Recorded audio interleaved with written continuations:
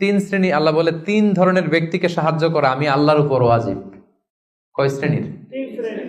এর মধ্যে এক শ্রেণীর হচ্ছে যে বিয়ে করতে চায়, আর নাকি আল্লাযী ইউরিদুল আফাফ, পুত পবিত্র থাকতে, যে চরিত্র বাঁচাতে, যে বিয়ে করতে চায়, টাকা নাই, সমস্যা এটা সেটা, কিন্তু খুব চাচ্ছে বিয়ে করতে। আল্লাহ বলে ওই যুবককে হেল্প করা আমি আল্লাহর জন্য ওয়াজিব হয়ে গিয়েছে। অনেকে বিয়ে করে না এই জন্য যে আগে ধনী হয়ে নেই, টাকা পয়সা কিছু হোক এরপরে বিয়ে করবো, কিন্তু ইসলামের সিস্টেম হচ্ছে আগে বিয়ে করো, এরপরে আমি আল্লাহ তোমার ধনী বানাই দেবো। ধনী বানায় দেয় কে? তো আপনি আল্লাহর সিস্টেমে চলবেন না আপনার সিস্টেমে? ধনী হওয়ার সিস্টেমই তো হচ্ছে আগে বিয়ে করতে হবে। সব সফল লোকেরা, ধনী লোকেরা দেখবেন যে আগে আগে বিয়ে করে ফেলছে। এজন্য আমরা যেন বিয়ে করে হালাল পন্থায় আল্লাহর দেয় যৌবনকে উপভোগ করি। হারামের সাথে যেন আমরা কখনো কোনোভাবে আপোষ না করি, সম্পর্ক না করি।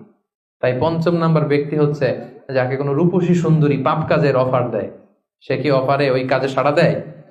সেটাকে প্রত্যাখ্যান করে বলে ইন্নী আখাফুল্লাহ, আমি কাকে ভয় করি? আল্লাহকে। আল্লাহকে ভয় করি। তাহলে 5 নম্বর ব্যক্তি হচ্ছে যারা নিজেকে পুত পবিত্র রাখে, যারা নিজেকে পাপ কাজ থেকে বাঁচিয়ে রাখে। কয়টা গেল?